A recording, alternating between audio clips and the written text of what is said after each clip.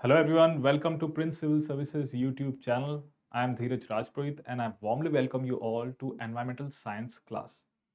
So this is our second session on Environmental Science class. So we'll continue from that. In the last class, we saw the definitions of ecology, environment, ecosystem.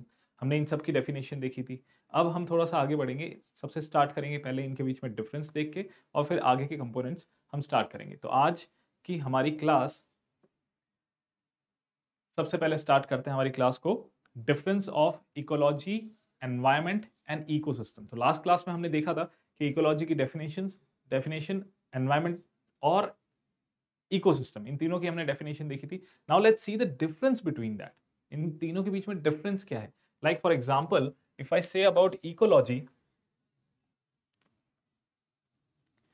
Ecology is the study, we saw last time हमने देखा था ecology किस word से बना है, इकियोस और logy.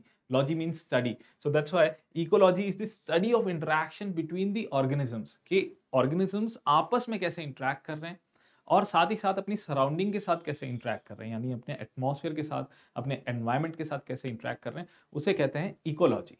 Alright, now if we say what is ecosystem, ecosystem is the functional unit of the environment, of the ecosystem is the functional unit, है ना। स्मॉलेस्ट इकोसिस्टम छोटे से छोटा, बड़े से बड़ा हो सकता है, हमने लास्ट क्लास में देखा था। Ecosystem can be as small as a water droplet, पानी, उसमें पानी water droplet plus micro organisms, और it can be as big as earth. Ecosystem बहुत बड़ा भी हो सकता है, छोटा भी हो सकता है। इवन अ काउ डंक इज अ इकोसिस्टम। ऑलराइट, वहीं पे हम एनवायरमेंट की बात करें तो environment is a group of ecosystem. Right, environment can be termed as a group of ecosystem. It is the bigger version of the ecosystem. In general, environment का मतलब क्या है? The surrounding, everything that surrounds an organism is termed as its environment. All right, now let's proceed. Let's see the components of an ecosystem. Let's see the components of an ecosystem. If we say the components, see the components of an ecosystem can be categorized as abiotic and biotic. Last class में हमने ये देखा था, abiotic और biotic. Abiotic, sorry, so it can be termed as abiotic and biotic. Alright, the components, ecosystem के जो components हैं उन्हें हम एबायोटिक और बायोटिक में डिवाइड कर सकते हैं। Biotic is associated with living beings, abiotic with non-living things. All right, now see both the components of ecosystem and environment are same. So अब हम आगे देखेंगे इकोसिस्टम और एनवायरमेंट के components. So don't be confused, ये दोनों components हम same, देखो दो पर्सपेक्टिव्स हैं। हम शुरुआत में अब जो कंपोनेंट्स देखेंगे they are common for ecosystem and environment. So let's see the components. Now the components will start with the abiotic component. All right. Now see, abiotic components are inorganic or non-living things or such things which have been derived from non-living things. All right. So minerals, rocks, table, pen, all these are inorganic or non-living things. So if anything is derived from a living thing, then it is termed as biotic. All right. So abiotic, see, bio means the term bio, B-I-O, bio, it means life. It means life. All right, so abiotic, that is non-living things. Now see, there are many abiotic components which act as limiting factors. Now this term is very important, limiting factor. Many a times UPSC, RS, आजकल environment में इस तरह के सवाल पूछते हैं कि which are the limiting factors. So limiting factors are actually associated with limiting the extent of a phenomena. Right, तो अगर हम यहाँ बात करते हैं फॉर एग्जाम्पल वेजिटेशन, तो what are the limiting factors for vegetation, यानी कि वेजिटेशन ग्रोथ ज्यादा होगी कम होगी। राइट, इसको कहते हैं किस पे डिपेंड कर रहा है, कौन इसको लिमिट कर रहा है, यानी कि इसे एक्सटेंड करने में मदद कर रहा है या फिर इसे कम करने में मदद कर रहा है। ऑलराइट, उसे कहते हैं limiting factors. So let's see the limiting factor. First of all, temperature. There are many abiotic components which act as limiting factor. The first is temperature. If we talk about temperature, see, temperature is a very major part, है ना। हमें भी देख लो, हम जो terrestrial environment में जो organisms रहते हैं उनकी टेम्परेचर टॉलरेंस लिमिट ज़्यादा होती है। राइट, जो लैंड फॉर्म्स में जो रह रहे हैं क्रीचर्स, स्पीसीज, उनकी टेम्परेचर टॉलरेंस लिमिट ज्यादा होती है। वहीं पे हम अगर एक्वेटिक इकोसिस्टम में चले जाएं तो एक्वेटिक इकोसिस्टम में जो स्पीसीज हैं उनकी टेम्परेचर टॉलरेंस लिमिट कम होती है। ऑलराइट, इसी के साथ हमारे पास दो टर्म्स आ जाती है टेम्परेचर से related, eurythermal and stenothermal.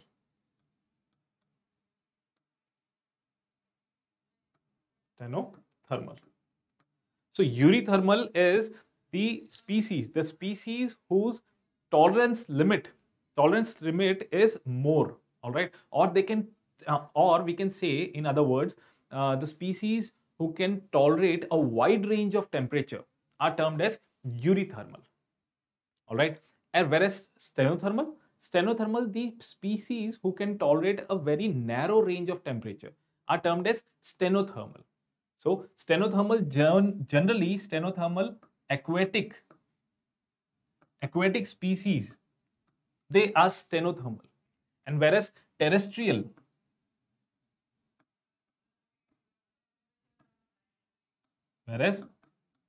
species, they are generally eurythermal. All right, see, this is for wide range of temperature tolerance, and this is narrow range. All right, so many a times they ask such questions. All right, so you should know what eurythermal and stenothermal means, and this is actually a prefix, steno. So it can be applied somewhere else. We'll see in the further slides that euryhalline, stenohalline. So you should know what eury and steno stands for. All right, that way you can easily know the term. What does it mean? All right. So next is light. Light also acts as a limiting factor, a major limiting factor, because see, if light is present in abundant, if light is present abundantly, then vegetation cover would be more and more plants would grow there, है ना, क्योंकि वहां पे अगर light ज्यादा है, solar energy ज्यादा है, तो प्लांट्स क्या होंगे, ज्यादा ग्रो करेंगे। वहीं पे अगर कहीं पे लाइट कम है ना, समवेयर लाइक शैडो एरियाज, जहां पे शैडो रहती है, हमेशा अंधेरा रहता है, तो वहां पे वेजिटेशन ग्रोथ ज्यादा होगी क्या, नहीं। All right, so that's why light acts as a limiting factor. All right, and also we know that the sun is a major source of energy, or we can say the prime source of energy for earth, है ना। अर्थ के लिए prime source क्या है हमारी energy का, सन gives the energy, and through solar energy plants make their own food, and so this way the energy transfer starts from plants to animals and so on. All right, so now let's move on to the next factor, rainfall. Next factor is rainfall. We know that the major biochemical reactions, they actually occur in aqueous medium. All right, so that's why water is also very important, plus water is important for plants, animals to survive. That way rainfall, what rainfall is signifying, water actually. All right, so rainfall is also a limiting factor. Also, if rainfall is more in some areas, vegetation cover would be more. Also, people would stay there. All right, stay where water is available. All right, major civilizations have flourished along the riverside because of availability of water. That acts as a major limiting factor. Then atmosphere. If we see the composition of atmosphere, O2 is 21%. 21% of the atmosphere is made up of oxygen. All right, 21%. So we know that oxygen is important for the survival of all the organisms, animals and all. Then we see nitrogen. It is present abundantly, 98%. Nitrogen actually prevents the combustion, all right, spontaneous combustion. For example, if we exchange these figures, if oxygen was 78% in our atmosphere, that way it would have enhanced the oxidation, all right, or combustion. Everything would, more things would be flammable. Alright, ज्यादा चीजें जल सकती थी, जल्दी जल जाती, क्योंकि oxygen उन्हें रेडिली अवेलेबल होता, तो जैसे ही कोई स्पार्क मिलती है और वो जल जाते। Alright, that's why this is a limiting factor. Now nitrogen it actually limits the spontaneous combustion. Also, we know that carbon dioxide is also present, though comparatively in a very less amount and a very less proportion, but still carbon dioxide is important for plants to make their own food, to make carbohydrates in the presence of sunlight. All right. So these atmosphere also acts as a limiting factor. Then organic components like protein, carbohydrates, lipids are essential for energy transfer in the living beings. So we all need protein, carbohydrates, lipids, and etc. Many organic components. All right, these components or these compounds are important for our survival. Then inorganic compounds. If we say about inorganic compounds, then there are many inorganic compounds like carbon, carbon dioxide, you can see water, sulfur, nitrates, of phosphates, ions of various metals and non-metals. Now these are important for organisms. We also need metals and non-metals and many minerals for our survival. Similarly, these are also needed by the plants and other living beings. All right. So these also acts as a limiting factor for the environment. Altitude. Altitude, that means height. Height is very important. Vertical zonation of vegetation is caused due to altitude. Vertical zonation, that means we see this in hilly areas. In hilly areas, you can see the vertical zonation. Like in the lower area, you will find different kind of vegetation. Then as you move upwards, you would find different kind of vegetation at different height. Now, this is known as vertical zonation of vegetation. It is caused because of altitude. Because as you move up, the atmosphere changes. The composition of atmosphere changes. All right. So as you move upwards, less air is available. All right. And sunlight is direct. Also, sunlight you get direct. Of course, if the sunlight, you are receiving sunlight at this height, then it has to cover the whole area. While if we consider the sunlight over this zone, then it has to cover a lesser area. All right. So that's why the vertical zonation of vegetation, it depends on the altitude. Also, change in temperature with altitude is a limiting factor, because as we move upwards, the temperature goes down. All right. With the increase in height, the temperature goes down. All right. And we are talking about the though you might ask or you might question that, sir, in the other layers, all right, in stratosphere it is different. It is different. As we move upwards, the temperature actually increases. So why it happens here? Why we are taking it generally? Generally in this, why we are talking in a general sense that as we move upwards the temperature falls? Because we are talking about the troposphere. All right. So never get confused, because all the major there is no height above that passes through troposphere. All right, no height of the any mountain or any living being is not found above the troposphere. That's why for our general consideration, whenever we talk about the altitude, it is always within the troposphere. That's why with the increase in height, we are talking about the decrease in temperature. All right. All right, the next is salinity. Salinity means the dissolved salt, how much salt content is there in the water. All right, about this also, there are two terms, euryhaline, that is the organisms who can tolerate a wide range of salinity are termed as euryhaline, whereas stenohaline, yes, it is opposite of euryhaline, that is the organisms who can tolerate a very narrow range of salinity. All right. So stenohaline, they can only tolerate a narrow range of salinity. Also, it is true for the aquatic animals, but we can say that salinity, it is of course related to aqueous medium. That's why you also have some species in aquatic medium which are eurohaline. That means if the salinity increases or decreases, all right, it doesn't affect them much. But for stenohaline, if the salinity increases or decreases, it affects their survival. All right. Okay. So let's proceed. Now let's see the biotic components. All right. So biotic components can be divided into producers and consumers. We'll start with the producers. All right. We'll start with the producers.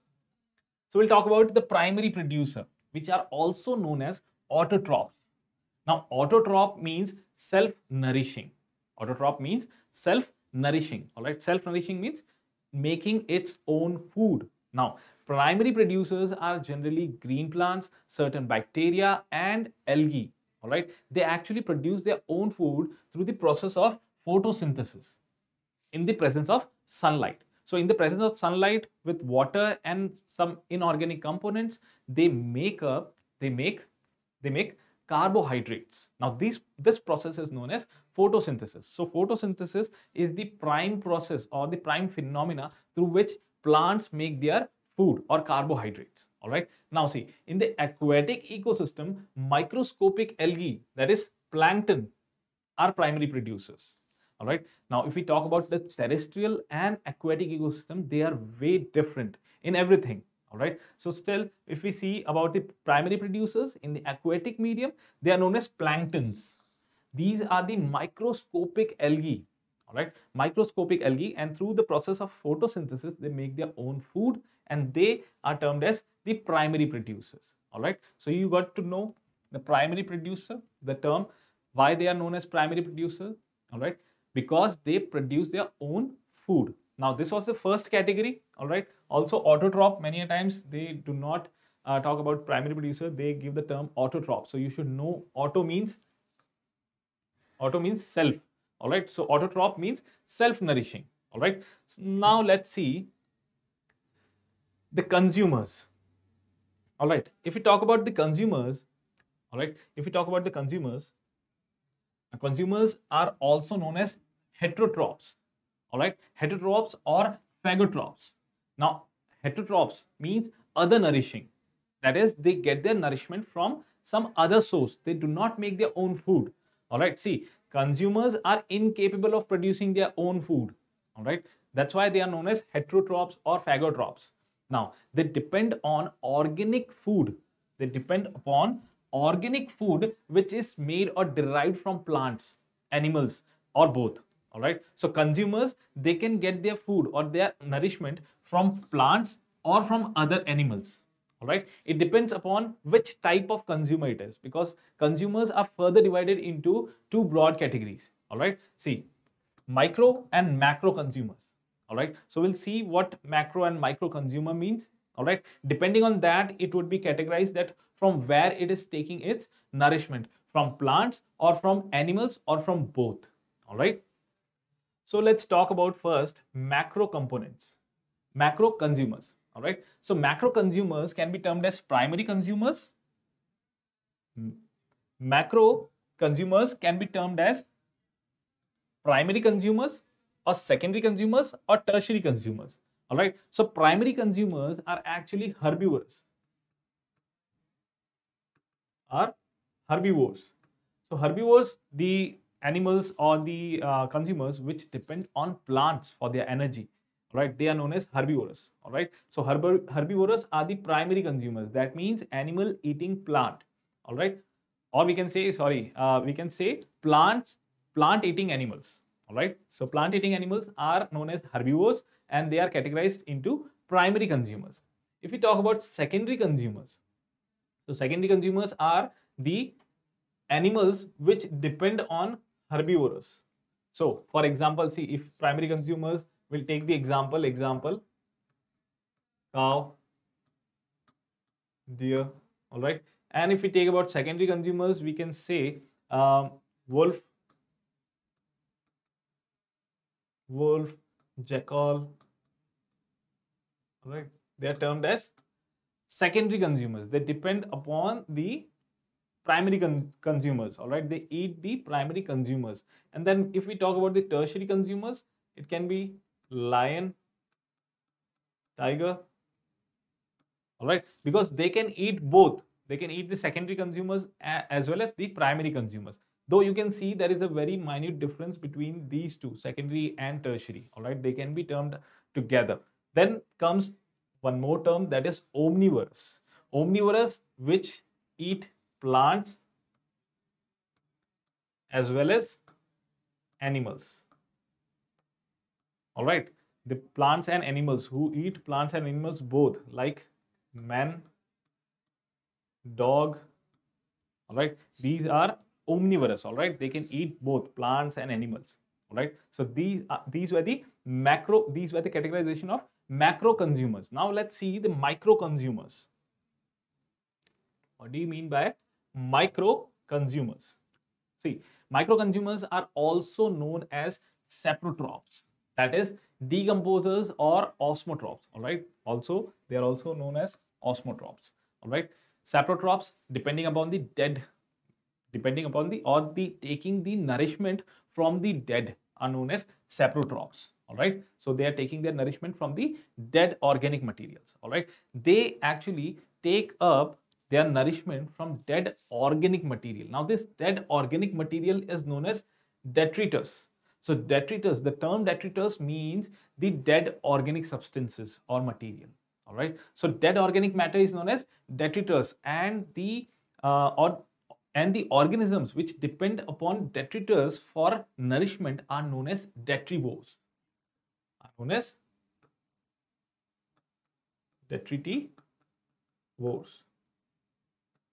These are known as detritivores. All right. There was a question in UPSC Civil Services Prelims 2021 on detritivores. All right. You can check out our solution, video solution. We have uploaded that on our channel. You can also refer to that. All right. I have discussed that question in the environmental section. Now, there are many examples of detritivores or the organisms which depend upon the dead organic matter for nourishment. We can see the examples like earthworm, millipedes, wood lice, certain soil organisms. They all depend upon the detritus for their nourishment. All right, or they are also known as detritus feeders. They are known as detritus feeders. All right, and they depend or they take the nourishment from the dead organic matter, that is detritus. All right.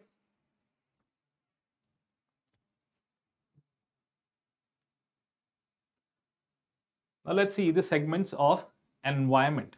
So this way we have completed the components of ecosystem and environment. There is also one more perspective about environment, that segments are divided into atmosphere, hydrosphere, lithosphere, and biosphere. Also, we'll take this perspective and we'll discuss what is atmosphere, what is hydrosphere, what is lithosphere, and what is biosphere. All right. So in today's session, I think we'll complete the atmosphere and we'll take the other segments in our next session. All right. We'll start with the atmosphere.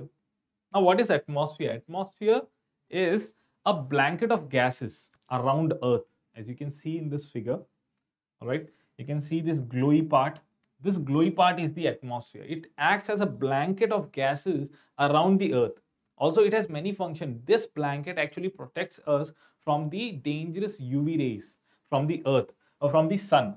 So from the sun, the dangerous UV rays are being blocked by the atmosphere. We'll see which specific part actually protects us from UV rays.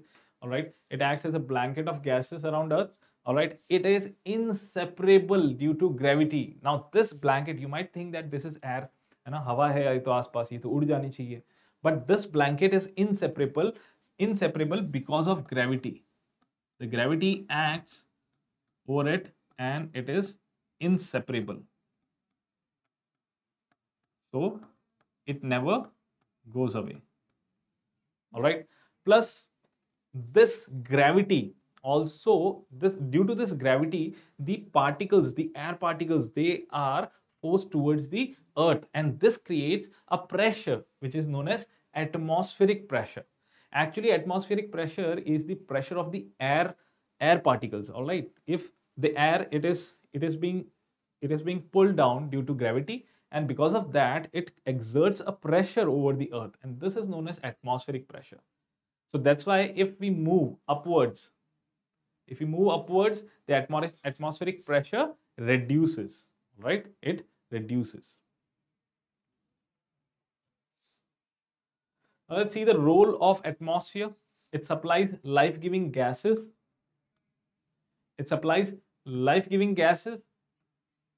O2, CO2. All right. We know that O2 is important for animals, CO2 is important for plants and all. All right. Plus, it regulates the entry of solar radiation. It regulates the entry of solar radiation into our atmosphere. Right. So whenever the sunlight comes to the earth, it is being filtered by the atmosphere. That's why we do not, these harmful UV rays, they do not reach the earth's surface because of atmosphere. All right, so atmosphere acts as a filter. It acts as a filter for the solar radiation. All right, and also takes care of extraterrestrial objects like meteors. So meteors, they get burned away in the atmosphere. So whenever a meteor, there are many meteors to be there. In a fact, see, on a daily basis, there are many meteors which comes towards the earth and they get destroyed in the atmosphere itself. All right, so if the atmosphere was not there, first of all, life would have not been possible, and secondly, the meteors would hit the earth constantly, changing its shape and size. All right, also weather, this is caused by atmosphere.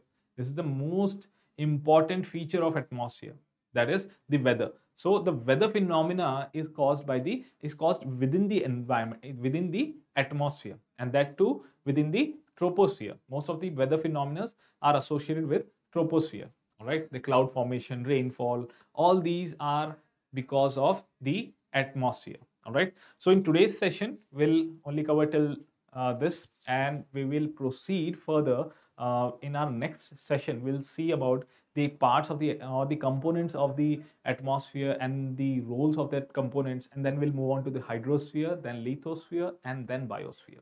All right, so till then, take care and God bless you all. We'll meet again in the next session. Thank you.